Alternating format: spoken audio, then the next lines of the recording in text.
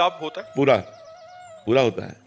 परिवार के सब जनों का मंगल शुरू हो जाता है। अगर एक भजन करने वाला हो तो पूरे परिवार का मंगल हो जाता है, पूरे परिवार का मंगल हो जाता है। यहाँ तक कि 21 पीढ़ियां तर जाती हैं, शास्त्रों में वर्णन आया है।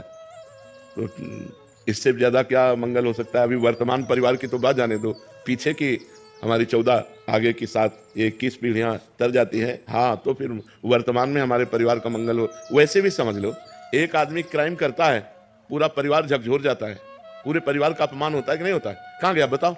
वो आदमी कहाँ गया? तुम उसके चाचा लगते हो, तुम्हें तो पता होगा ना, तुम उसके जीजा लगते हो, तुम उसके अब मतलब हर संबंधी हर जगह वहां पुलिस जाएगी और वहां जाकर के जांच करेगी, परेशानी पैदा करेगी। एक आदमी ने क्राइम किया, पूरा परिवार दुखी होता है, पूरा मोहल्ला दुखी होता है, पूरे रिश्ते नातेदार दुखी होते हैं। ऐसे ही अगर हम सही चलते हैं तो हमारे गांव वाले भी सुखी होते हैं। तो अगर हम एक धर्म से चलें तो हमारा गांव सुखी, हमारा मोहल्ला सुखी, हमारा परिवार सुखी, उसके ऊपर प्रभाव पड़ता है। और एक आदमी अगर गलत चले तो पूरा गांव दुखी हो जाता है, पूरा मोहल्ला दुखी हो जाता है, पूरा परिवार दुखी हो जाता है, रिश्ते नातेदार दुखी हो जाते हैं। ऐसे हमारे भजन का प्रभाव पूरे परिवार पर पड़ता है।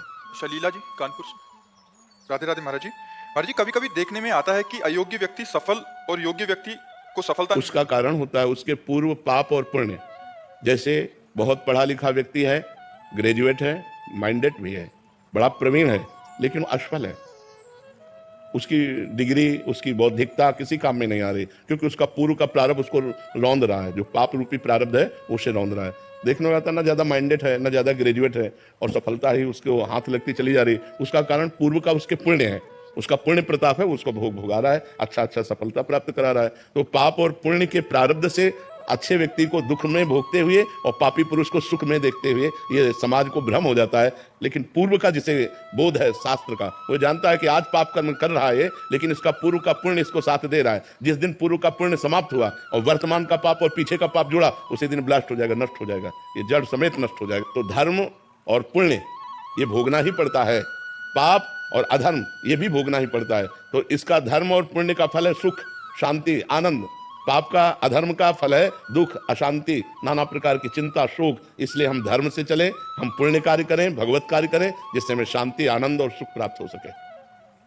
अनुज सिंगल जी आगरा से। राधे राधे महाराज जी। महाराज जी, आपके प्रवचन सुनने के बाद अतीत के गलत कार्यों के डर से नाम जप शुरू किया। करीब 2 साल हो चुके हैं नाम जप करते करते। अब केवल ये जानने की इच्छा रहेगी कि भगवत मार्ग पर अभी भी नाम जप डर की वजह से हो रहा है या राधा रानी से प्रेम हो गया? हाँ, अभी तो प्रेम तो अलग बात है। प्रेम जब हो जाएगा तो एक अलग स्थिति हो जाएगी, फिर कोई डर नहीं रह जाता, निर्भय हो जाता है, निश्चिंत हो जाता है, निशोक हो जाता है, और प्रभु से भी नहीं डरता।